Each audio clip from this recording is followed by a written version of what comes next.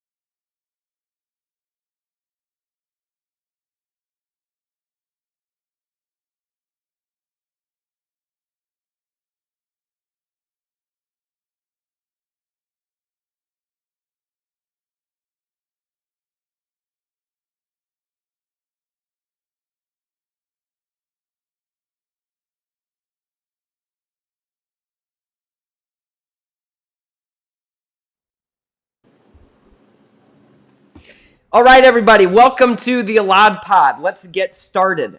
Today, we have Sgt Heather Taylor with us from the St. Louis Metropolitan Police Department. She's also the president of the Ethical Society of Police, and I'm going to let her explain what all of that means. But we are going to talk about police accountability, which is obviously a very important topic, has been for a long time, but one that all over the country folks are discussing with urgency right now. And it's a very important one for us to discuss here in Missouri, too.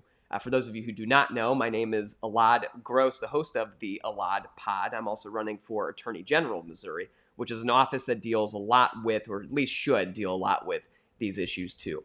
If you are watching right now online, please go ahead and share the video. We can also take your questions live. That's the point of these town halls. So if you are watching on Facebook, YouTube, or Twitter, go ahead and put your questions in the comments. Go ahead and share the video. If you're watching on our website, there is a phone number below, and you can go ahead and text it. It will come right to me. We've gotten a few questions come in so far. We've got plenty of room for more. So without further ado, I'm going to bring in Sgt Taylor. So let me make sure we got it right here. Sgt Taylor, can you hear me okay? Yes, I can. Great. Well, thanks so much for coming. I really appreciate it. How are you doing? I'm doing good. How are you? I'm good. Certainly, it's a busy time. It's an interesting time. I'm sure it's very busy for you too.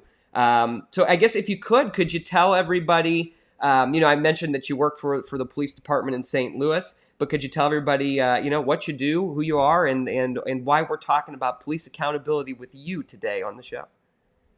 I'm Heather Taylor. I'm the current president of the Ethical Society of Police. The Ethical Society of Police was founded by African American officers within the St. Louis Metropolitan Police Department to fight discrimination in the police department and in the community. We have about 300 and I think about 20 members total from St. Louis County, St. Louis City. Majority are in St. Louis City, and we also have St. Louis County, Ferguson, some other smaller munis. We also have a member who's in Pittsburgh, Oh, wow. Pennsylvania. We're pretty small, but we intended to be that way. So. Yeah, that's it's interesting. I mean, there's another police union in the city, correct? Yes, there is. Why are this question always comes up? I'm sure you get it all the time. Why are there two of them? Because our goals are somewhat different. They're kind of the same, maybe. Our goals are to fight discrimination, and we're about police accountability. And even if that means that we have to hold one of our own officers accountable as well. Those are the things that we deal with: systemic racism. We stand up for our members. We try to stand up for our community and our members. And our goals are a little bit different. We're more community based. Probably one of the few that are community based within the country, and our causes are different. Most of our members we're 97% African American. We were founded because of racial discrimination by African Americans, so our mission stays the same. But we do have white members who are very strong. We have Hispanic members who are very strong as well.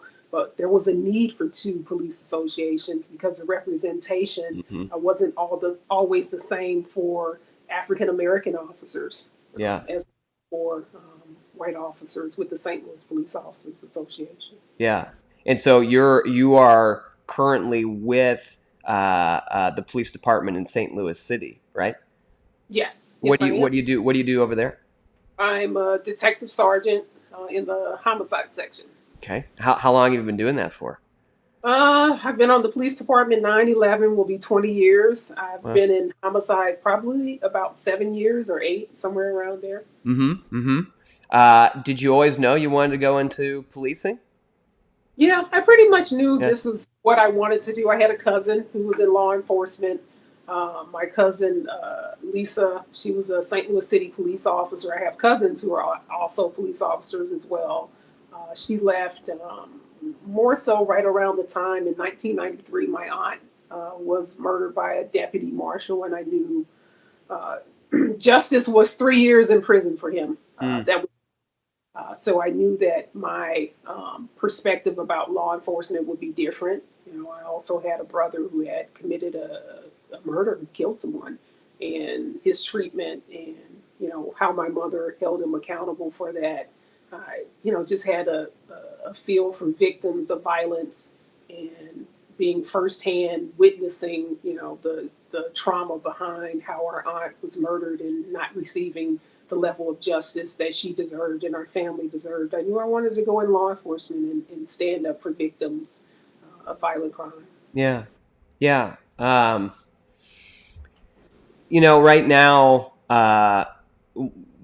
obviously we're talking about it here on this show, but accountability within policing, it certainly seems like we're missing a few things in America. And given not only your experience working, but also in just personally, what are your thoughts about that? Do you think that we do need change? Do you think that this is something that is something we're seeing that's systemic all across the country, or do you think that this is limited to just a few places?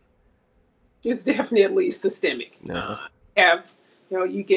You can change the names, and you have similar incidents happening all around the country in all areas. So it's definitely a lot of systemic problems that are within law enforcement. And it's just so important that we have accountability in place. And right now, with the murder of George Floyd, we're seeing that justice isn't the same for everyone. And people are tired of it, and pretty much they're sick and tired of being sick and tired. Yeah. And you've been outspoken on this issue for some time. It's interesting because I've worked with a lot of law enforcement officers across the state.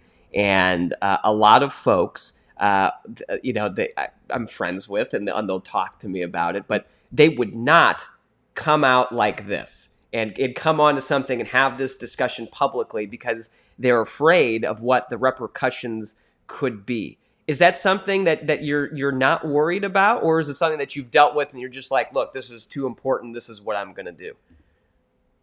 It's too important. The retaliation, that's something that comes with it. Any officer of any race that stands up, fights discrimination, fights any form of lack of accountability in police departments, they're going to face some form of retaliation. It comes with it. But the topic of what happened to George Floyd, what happened to Anthony Lamar Smith, what happened to Tamir Rice, you have these people who are in this field who need to be held accountable. And when something is murder, why are we denying that it's murder? When it's not murder, it's not murder. Not every officer involved shooting is murder. However, when they are murder, it's important for us as the law enforcement officials to tell the truth and call it what it is. Yeah. All right, let's talk. So let's talk about what, in your experience, you think would be helpful. What do you think if you think of, I don't know, because, oftentimes folks ask the question, what's the one thing that you would do? Is there one thing that you would do that you think would change this pretty quickly, or is this something that is going to take a longer process? And if so, where would you start? It's going to take a longer process. I think the things where you would start are the things that are low-hanging fruit, things that local jurisdictions can change themselves. You first off, it's just common sense not to have chokeholds. Eric Garner was murdered by a chokehold. And that's just common sense, and that's something on the local level that can be done. In St. Louis City Police Department, we've banned chokeholds 12 years ago. So we're talking about over a decade. You have de-escalation training for officers, and you give de-escalation training before people are hired. You give them these things in the stages where they're looking to be employed in law enforcement. It's important that you do better background checks on these people that are hired, and once they're inside of the police department, we all know how difficult it is to fire them. And you have a lot of municipality jumping by officers. So things like, hey, open up, these should be public. Disciplinary records for public servants should be public. That should be across the board for everyone, whatever position you're in. If you're serving the public, it should be public knowledge. The other things that can be done, basic things with dealing with your use of force policies. Our use of force policy is pretty cut and dry, I believe, and things that need to be done on the front end with hiring, giving implicit bias training before you hire someone. Hey, you want to be a police officer? We need you to go through this 5-10 week course, wherever it may be. We need to evaluate you before you become a police officer long run, because in those 5 to 10 weeks, you're definitely going to see something that will tell you this person is qualified or absolutely the worst person you could ever hire to be a police officer. And we don't do that. We have to invest on the front end so that we can save lives, because every life is important. If we murder someone, that's a life that you can't get back a human being. So it's important that we take these precautions, and these things are just basically low-hanging fruit here. The bigger picture is qualified immunity. Qualified immunity is something that has to be reevaluated by the Supreme Court. They're the only ones that can change that, and it does allow officers to hide behind murder and being a law enforcement officer to kill someone. Yeah, it's so qualified immunity. I know that this is being discussed a lot in the public now. And I've actually, we're hoping to have a guest come on to talk specifically about qualified immunity, different kinds of immunity, and how that impacts civil rights litigation, and therefore liability for the city or municipality that's involved. But for those of you who do not know, I'm actually very familiar with qualified immunity. When I served as an assistant attorney general, was something that was used very quite a bit by the state, and it essentially allows folks, including in law enforcement, to do something that is unconstitutional as long as it's like the first time that they're doing it. And some case law, it's pretty interesting. It's interesting in terms of the argument that you're making here, is that it could be almost extremely similar, but maybe like a few details have changed, and a court will find, oh, well, qualified immunity still applies, like despite the fact that this person, did put on these handcuffs in a certain way, but they did it a different kind of way, but the same result, basically the same outcome happened, that you could still receive qualified immunity for that. But yeah, hopefully we'll be able to delve into that a bit too, because a lot of folks are calling for reform and for eliminating qualified immunity in a lot of different applications. So you said something, and it's come up. We've had so I mentioned this before we started, but we had a town hall a few days ago with Roger Goldman, who is a professor at St. Louis University. He's an expert in police licensing. And one of the things that came up actually from the audience that was watching was about police officers in training before they become police officers. So looking at the police academy, looking at requirements in different states. Do you think that the current requirements for folks to become a police officer in Missouri, I mean, obviously you said we should have the implicit bias training beforehand, basically to see who is, has got some issues you might want to deal with or maybe have to eliminate from the pool. But do you think that the current requirements are enough in Missouri? I think they are enough when you hire the right people. Mm-hmm. So when you're hiring the wrong people, it's a very difficult position. We have one of the officers that's indicted right now, Christopher Myers, who was involved in the beating of an undercover African-American detective. I know that there were attempts to terminate him attempts to not hire him at all, and in the academy to terminate him because of behaviors. And a lot of times you have people at the top, the chiefs of police, and some of your politicians who will push these people through and supersede the rulings and the decisions of people who are constantly saying, no, this person isn't qualified, they're not qualified. And it's very difficult sometimes, even when you have these things in place that have eliminated people, but at the same time, they're pushed through by chiefs and commissioners and people that are in high-ranking positions that have the ability to overturn paperwork. Mm-hmm. So, the standards are good as they are if you hire the right people. Mm-hmm. Mm-hmm.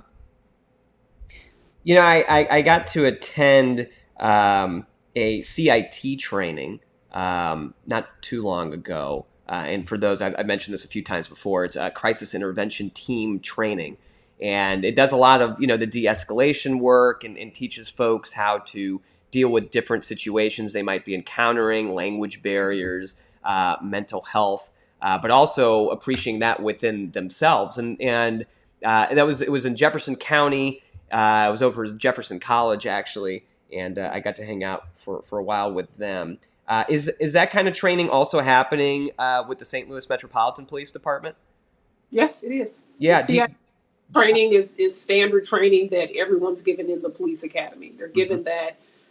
The issue is that, no matter what you give someone, if you've hired the wrong person, there is very little training that's going to matter to them. Mm-hmm. So if you hire someone that's just simply a jerk, no matter who it is, and you give them a gun and a badge, guess what you're going to have? You're going to have a jerk with a gun and a badge.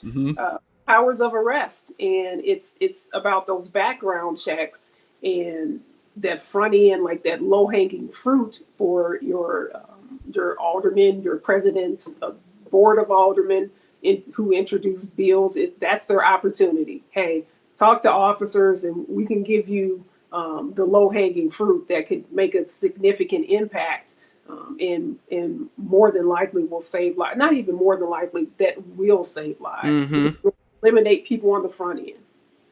Do you so looking at the front end of everything, do you think that, and what's the issue? Do you think that there's not enough people applying to be police officers, or do you think that there are folks who should be, who aren't getting in because there's some kind of favoritism or something else going on?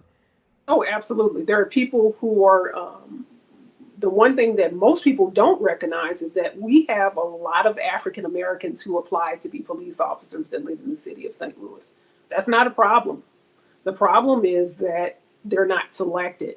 They are not selected for whatever reason, and sometimes those reasons are absolute bias.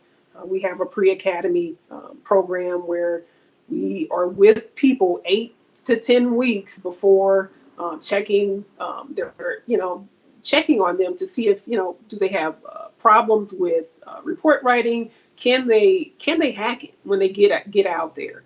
And through those 8 weeks, we give them implicit bias training, we give them cultural diversity, we have them doing the community service project. So we get to know these people who come through our program, and it's twice a week for 8 weeks. It was 10, and now it's 8 weeks, twice a week for 3 hours a day. And there is nothing like it in the country. And we get to see people that we're like, oh, okay, well, this person had a traffic ticket. Oh, they had maybe stolen license tabs when they were 18, 19, and they haven't had anything on their record for 10, 15 years. So we get to see people like that make mistakes like most people do when they're young. We make mistakes and see them, and then sometimes they're not selected. There is no problem with getting candidates to people who want to be police officers. It's the process after they've completed their application. Interesting, because I know some of the folks in the legislature, and our current attorney general too, and I think the mayor of St. Louis, has been talking about the residency requirement in St. Louis City as being, a barrier to having folks applying. So I guess in your experience, you're not seeing that as being an issue to get applicants for policing? Residency, I think our stance is this, and this is my stance. I'm a lifelong city resident. However, I believe you should live wherever you want to live. Mm-hmm. Hey, if you're paying taxes and you're working, you should live wherever you want to live. However, with us, like I said before, is that a good majority of African Americans candidates live in the city that apply to be police officers. So sometimes they use that as as a means to do away with residency. We're not for residency requirement. You should live wherever you want to. I understand people want people from those communities, but guess what? People from those very communities are applying to be police officers, and we're not hiring them. You cannot tell us that when we have over 200 applicants that are African American, you're saying that the good majority of them are not qualified. We call that BS. We call it what it is. Yeah. And we know that a good number of them are qualified because some of them have come through our pre-academy, and we've mentored them for 8 to 10 weeks, and we see their character, we see how they behave because we've been with them 6 hours a week, unlike someone that's doing a background check and interviews them for 45 minutes to an hour. Yeah. Huh. Yeah, that's it's interesting. I know that conversation comes up every once in a while, but it's good to get that perspective too. I mean, do you think so? Do you think that this this implicit bias training, or whatever the program would be before hiring, do you think that would address a lot of the issues that we're seeing with folks who probably shouldn't be police actually getting in there? I think you would see people being who they are, Mm-hmm. and would see people at the forefront at the very beginning, and you would see them being who they are. It's difficult a lot of times for people to hide who they are, especially to everyone in our pre-academy. They're trained instructors, they're former instructors. We're licensed to teach in the state of Missouri. We do a lot of community outreach. We interact with a lot of people, so we see people quite often. And we have said to our police department, this is probably someone you shouldn't hire because of this, that this is what we saw. And they have demonstrated the inability to be fair. And even in mock scenarios, in role playing, and a lot of times with the role playing and the mock scenarios, the true behaviors come out. Hmm. And it's important to have these classes beforehand. And we're just law enforcement officers. How about, I couldn't imagine how much better it would be if we actually had someone that's actually trained year round. This is their sole occupation. This is all they do. That came into our program to give this course over the course of a couple of weeks to our candidates. We probably would be able to see a lot more behaviors and catch them at the beginning, rather having them on our police department when they've become someone's worst nightmare. Right, right, right. So we got a question in from a state legislator who wanted to know, and she's been looking a lot at the county and some of the issues there. But she wanted to know, anything that you are, I guess, are you more familiar with the training that's done in the city, or do you know, like, are there differences between the training that we have in different municipalities? I think that the training in the city and the county probably mirrors each other. Some courses that are given by St. Louis County we can take, and vice versa. They can come here as long as it's a post-certified course. They receive credit for it. So there are interchangeable courses, definitely, and we're both mandated to have a certain number of hours to be police officers to receive our certification. But the way police departments are run, it's different across the board, muni to muni. It's very different. Yeah. Do you think that there's anything, I guess, within the training in the city or the county, but also in other places, do you think that there's anything that needs to be emphasized more or added to the curriculum? Do you think that there's anything that needs to be changed there at all? You have to focus more on de-escalation. It has to be just ingrained. I think we do a decent job here, but you can never have too little de-escalation training, or you can never have too little cultural diversity training. And it's important that we have that on, like I said, in the pre-academy and in the academy. It has to be throughout. And not everywhere, not every police department has these courses. A lot of our courses are geared towards shooting, running, driving, those types of things. The people part of it has to become more important. The interactions, and not just doing a class project, but hey, every week you need to go out. We need to have our recruits understand that you need to go out and interact with your community, because this is who you're going to protect and serve, and you need to understand where they're coming from as well. Mm-hmm. Mm-hmm. What about, like, it's interesting having, obviously I haven't gone through the police academy, but just sitting there through what I have seen, the de-escalation work, seems to also hinge a lot on your own mental health as, like, an officer, right? And realizing the stress that you are under when you're in a very stressful situation, how you're going to respond to that. Have you seen changes over time in how folks are responding to those situations, and in, like, the training or the services that folks are able to access as officers to mental health services or psychological services while they're on the job? I think the resources for officer mental health, they're subpar. They're actually pretty awful. The number one cause of death for most officers is suicide. Hmm. It's not being shot in the line of duty and dying that way. It's suicide, and that's something that's like this dirty secret, and we don't talk about mental health. Is the value of having someone that's mentally sound in this job. In my career, I'm going into 9/11 will be 20 years. I've Mm-hmm. had one psychological evaluation, and Wow. that was at the time of hiring. And if if officers don't seek it outside, most times no one is forcing them to do it. But we do have policies and procedures in place where you can do mandatory screening on officers for their fit for duty, their mental wellness, and I've done that quite a few times in my career with officers. But it's something you have to have a proactive supervisor who's pushing that. Mm. It's not something that's considered cool to do. It's kind of for some they consider it your that wall of silence, that blue code of silence. You let them work through it. Well, you can't let them work through it because they're working in the community. Right. So it's just too dangerous to do it. So Right. Yeah, working through it with us is probably yeah, not. You've got some other places to do that's a little bit safer. exactly. Yeah. Well, this is opening a lot, but I do want to get to some of the questions that we did get.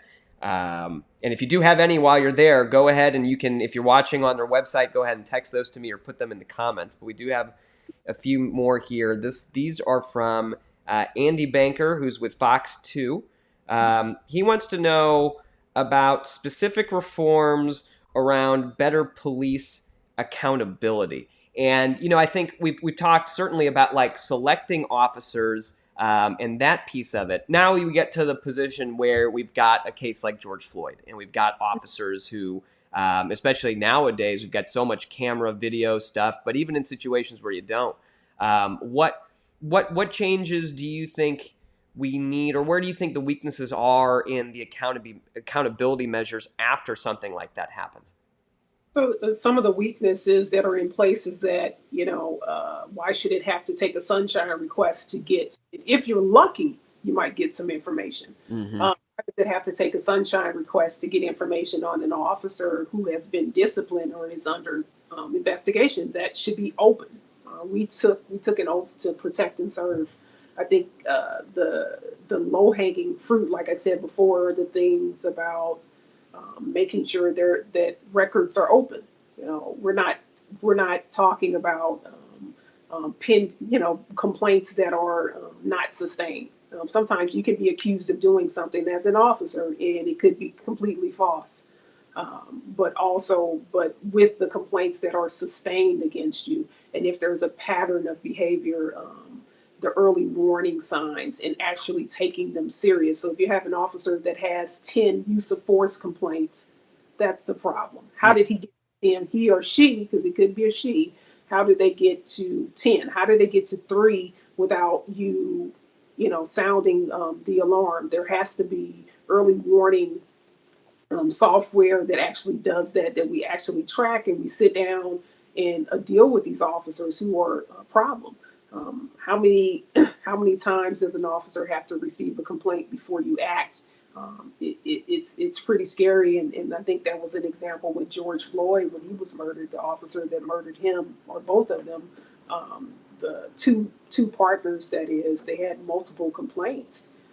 The things that you do as far as accountability is that, hey, you have a chief of police, and that chief of police, who is the boss of everyone, if they aren't holding officers accountable, they have to go. They have to be fired. They have to be terminated.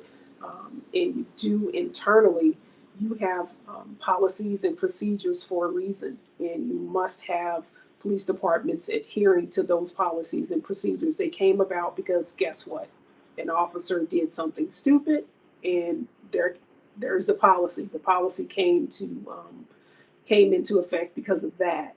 So, as far as doing better with accountability, I think it's important to have a database on discipline. Sustained discipline is also important to have an end to municipality jumping, or muni jumping is what we say, and that they seek to terminate the post-certification licenses of officers who have been charged with a crime, who are being terminated from one police department under charges that you have to have something in place there that doesn't allow it. And it has to be mandatory that departments send in requests to take away the certification of officers. But also, post has to be properly staffed. From what I've learned is that they're not even properly staffed to investigate these officers. So, Yeah, and that's such a problem in so many parts of our state where, the accountability pieces might be there, at least under the law. But then if we're not actually, we don't have the investigators or no one's willing to enforce it, whatever it might be, then really the point? Um, so you're seeing some of those issues with Post, and they're the ones who do all the certification for officers in the state. Yep. Decertifying them. Yep. Mhm. Yeah.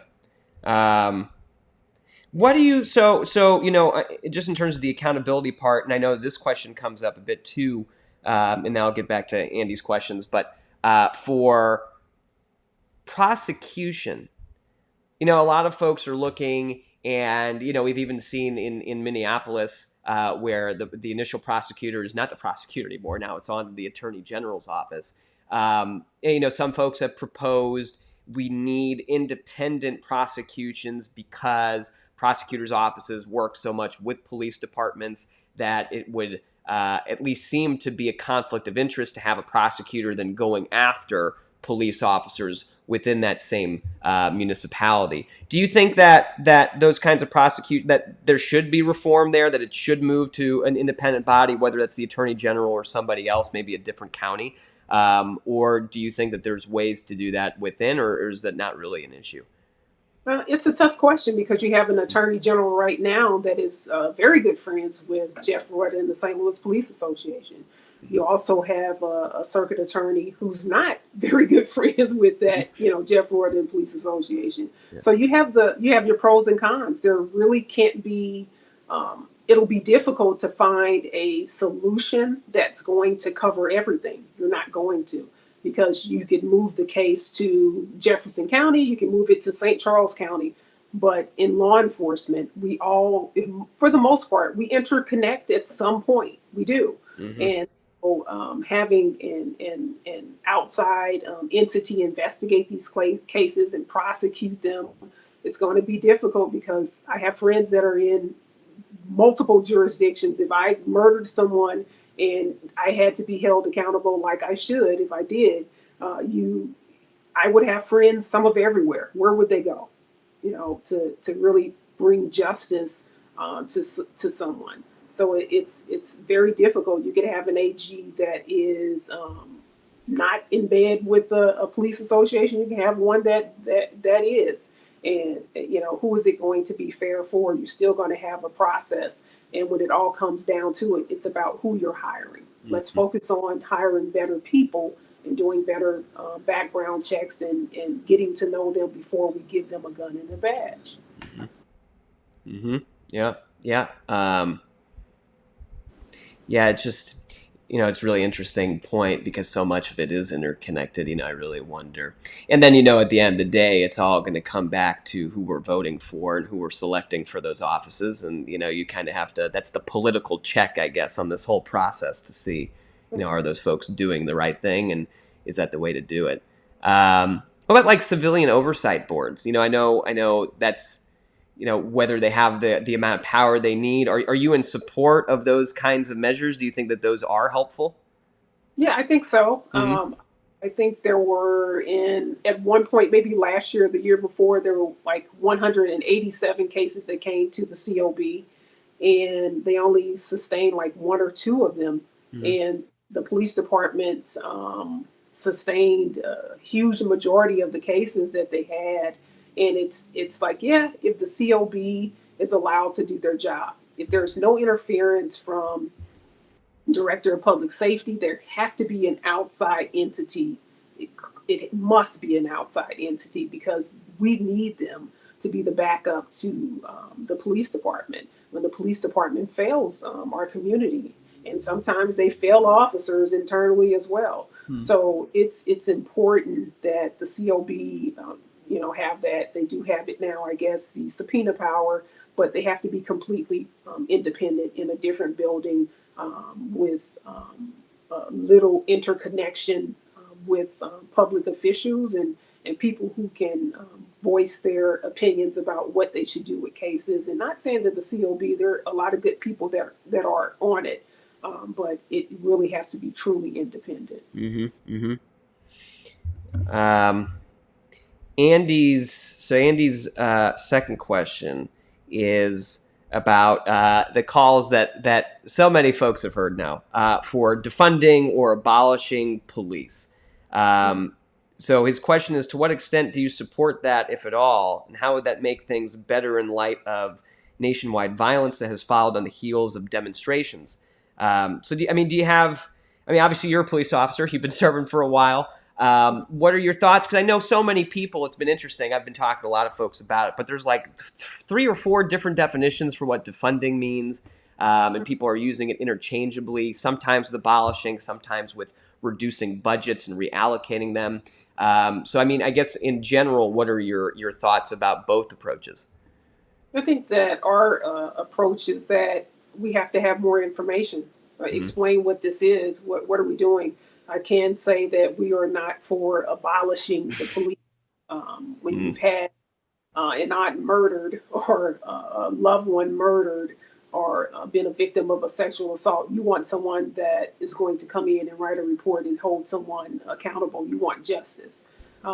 There are some things with our budget our budget is pretty ridiculous. We can all agree to that. It is the good majority of the budget. Should we start reallocating resources to things that are going to be like cure violence,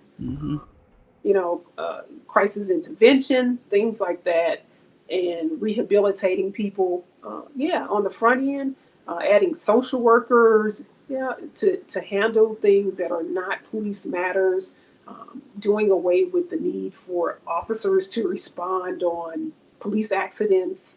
There are a lot of things that we can do that are important for us to consider with reallocating the resources that are coming into the police department to somewhere else, which will ultimately have an effect on reducing crime. The end game is that if we're going to reallocate resources, it should be focused on ending violent crime, because violent crime is what is most plaguing our city.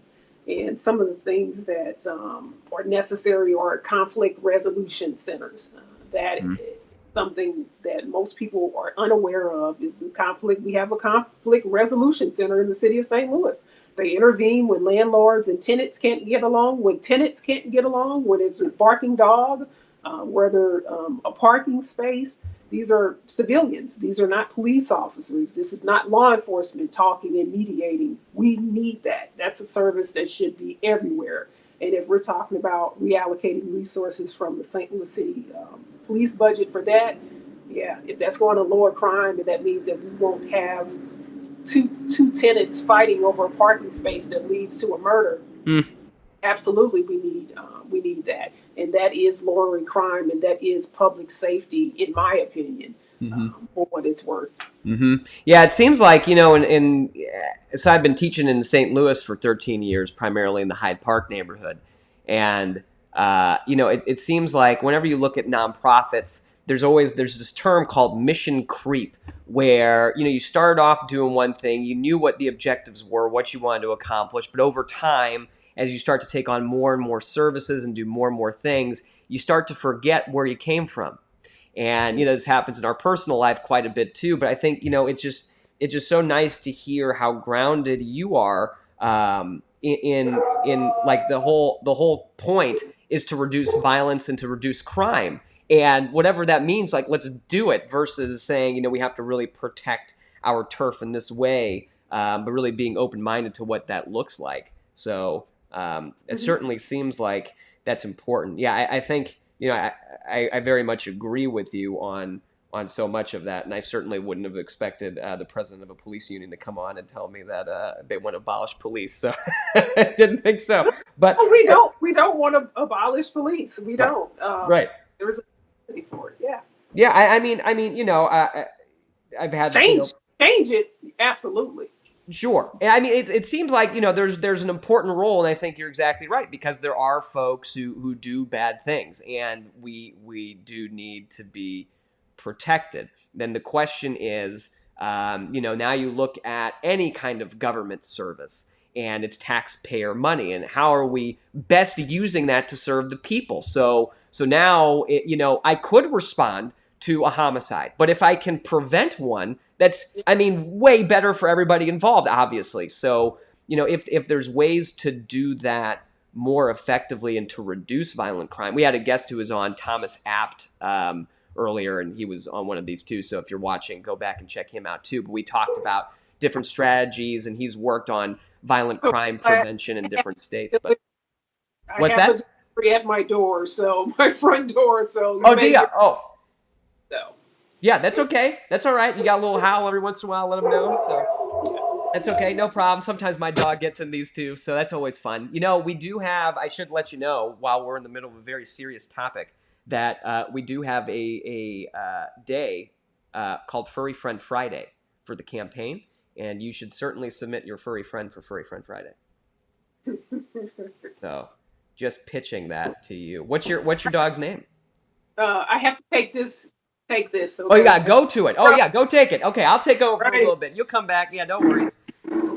I'll get her to do it. We'll get Furry Friend Friday out here, and I'll mute her just in case. But yeah, these are. I mean, I think so far in what we've talked about, a lot of these accountability issues are extremely important, obviously, and it's great to hear from somebody who is working in policing on these issues. Talk about them very frankly. So when Sgt Taylor mentioned sunshine requests, I just wanted to come back since I can actually talk about that without her being here right now. But the sunshine law in Missouri is one that allows the public to access public records. And it's one that for folks who've been following me or this campaign, it's been something that I've been fighting to support quite a bit. And there have been a lot of efforts to eliminate or to significantly reduce the impact the Sunshine Law can have. I just got to teach a class about it earlier this week. And I won a case actually against the governor and our current attorney general just a couple of weeks ago to protect especially our access to electronic records. And so many government records now are electronic. So that was a very big, really a landmark win for the Sunshine Law in Missouri. But it's very important for government entities, including law enforcement, to ensure that the public has access to these records. And some of them are closed off, some of them aren't. But it's the biggest barrier to us getting access to those records oftentimes are those who are in charge of the records and folks who are putting up those barriers or charging a whole lot of money for them. And so it's very important, I think, one, for us to fight in those instances to make sure that the public can hold our government services and folks in our government accountable, just like the sergeant was saying. But it's also something that we probably need some significant reform on legislatively too, because without transparency, like I always say, you can't have much accountability. So yeah, I think that's important. So I think we've got the sergeant back. Make sure. Back on. Back with us? Yeah. That's great. Yeah, I'm sorry. I didn't realize that you needed to go and get up for it, and I was pitching to you on this whole thing. Yeah. So my apologies. I expect the delivery to happen right now, but hey. We almost made it through the whole thing. Yeah. We almost did it. Yeah, but I'm telling you, you got to submit your hound dog for Furry Friend Friday. So everybody's expecting it now. So okay, so I talked a bit about the Sunshine Law to let everybody know, but I'm going to get to Andy's questions at the end. So he had a third question. Just make sure we get to that one too. Mayors across the country, including in St. Louis, enacted curfews in the wake of the vandalism, arson, looting, and some of the activities that may force businesses to close for good, including violence. And he mentions Captain Dorn in here as well. In the first few days after George Floyd's death. Mayors and police from New York City to St. Louis quickly came under fire for not doing their jobs, according to Governor Cuomo. I guess this is from New York, too, to protect the public. So everyone seems to support the right to protest. How do you do that while protecting people from violent criminals who are exploiting unrest at times like these? And then a follow-up, can it be done without police? And I think we probably answered that last question there. But what do you think about that? I mean, I've been involved in protests, and unabashedly so. I think it's extremely important for us to have accountability in these systems, and I think it's very important for us to work on these issues around justice and for us to elevate voices that unfortunately far too often are not being heard in our government. I don't support folks who are committing violent crime as a result of that. But what are your thoughts? I mean, seeing protests and seeing some of the results that other folks are hijacking really these things to do some pretty awful stuff. What are your thoughts about protecting those rights to protest? Most definitely, we have to understand why we're here. We're here because of what happened, a tragic murder of George Floyd. And we had people who were out there who were actually nonviolent. And when the nonviolent protesters left, we had the violent protesters that came in. I guess they weren't protesters, or they could have been, who knows. But they came in and they shot at police officers, they shot at civilians, they murdered Captain Dorn. And rest in peace, Captain Dorn. I knew him. I know his wife. And to have to hug her today and not want to let go because of her pain is something that no one should have to experience. And that's the same for George Floyd's family. No one should have to experience what happened to George Floyd or what happened to Captain Dorn. Everyone has a right to assemble and to protest, and people can call them peaceful or not peaceful. When you're getting your point across to a police department that has been systemically, it's been systemic racism with how we police. Let's not forget that 95% of the people stopped in the state of Missouri are African American. That's pretty alarming. We're 95% more likely to be stopped than white citizens. But in the middle of that, you have to find some form of balance in that. As difficult as it is, we cannot have officers murdering citizens, and we cannot have citizens murdering officers. You cannot win with violence. Violence isn't going to get you anywhere. And what happened to Captain Dorn was horrific, and what happened to George Floyd was horrific. And we have to allow people to voice their opinions and to be able to do that, because that's your constitutional right to do that. And what isn't anyone's constitutional right is to take someone's life and murder them. We have to find a balance in there. And it's pretty ironic that in 2017 we had less of this. And some of the people who were the organizers, critical, Bruce Franks, who was missing from the beginning of some of this, who is well respected in the community and in the activist community and by police officers as well. It was pretty horrible that night, probably one of the worst that I've seen in my entire almost 20-year career. But at the same time, I understand the need to go out in the streets to be a nonviolent protester.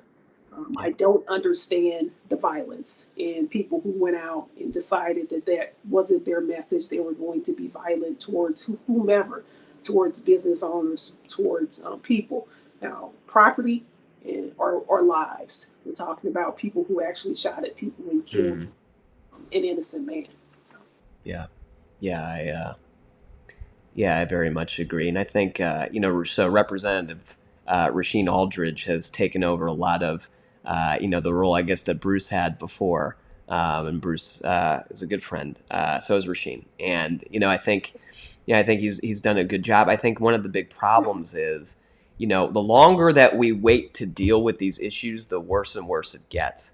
And I think we're asking, it was something that you mentioned before, about police being asked to deal with all of these non-police matters. And there's a video that's going around from, I think he used to be the chief of police in Dallas, but that's going around with him saying, yes, it would be great if other folks were doing this. And I remember sitting with several folks from Jefferson County who were just talking about all of the responses that they had to make to folks dealing with substance abuse issues, where they're not, it's like, there's not much that we could do. I mean, we could respond and make sure, no one's getting hurt, but we can't fix that problem.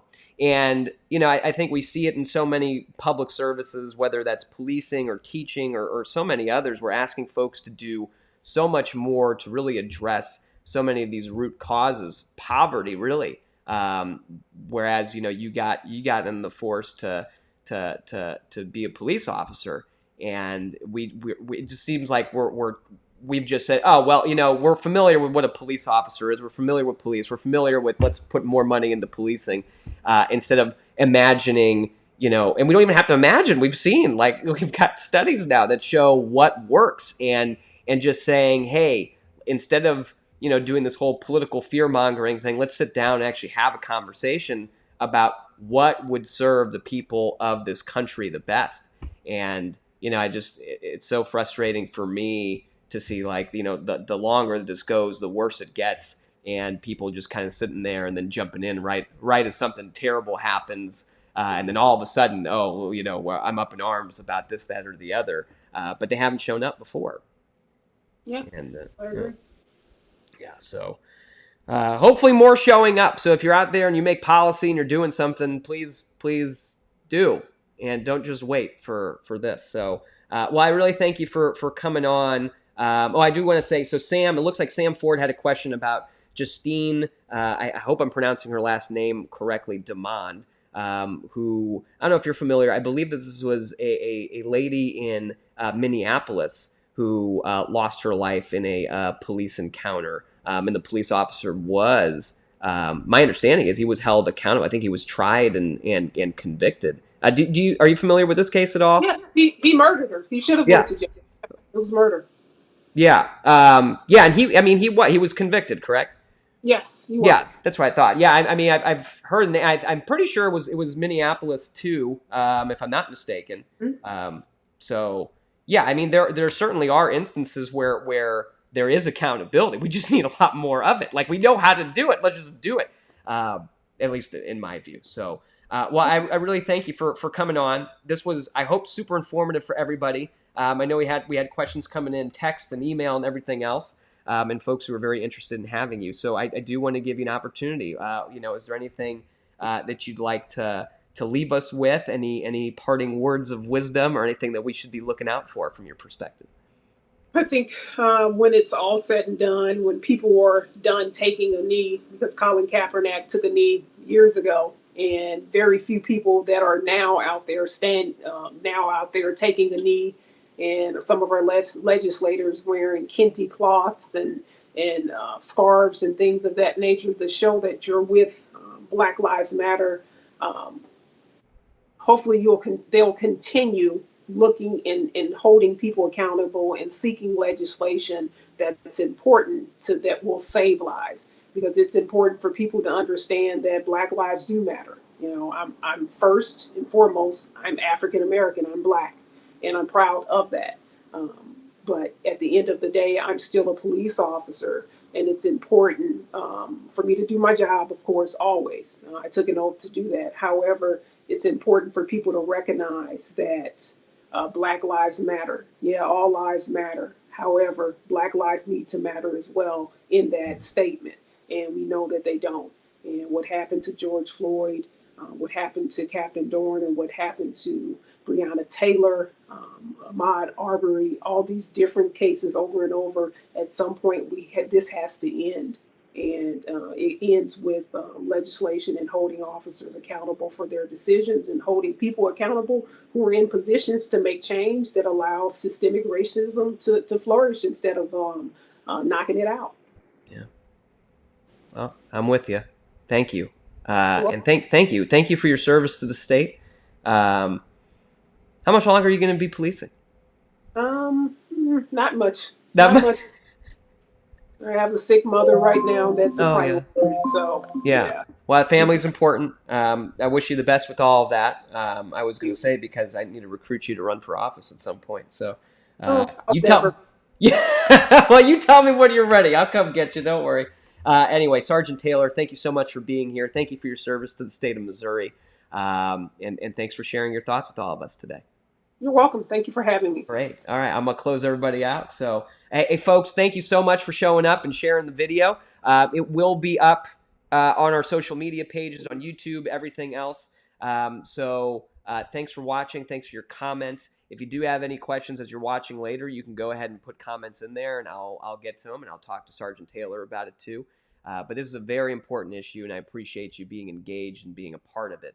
As always, if you ever need anything or if you have any ideas, you can always contact me at eladgross.org. Thanks so much for coming.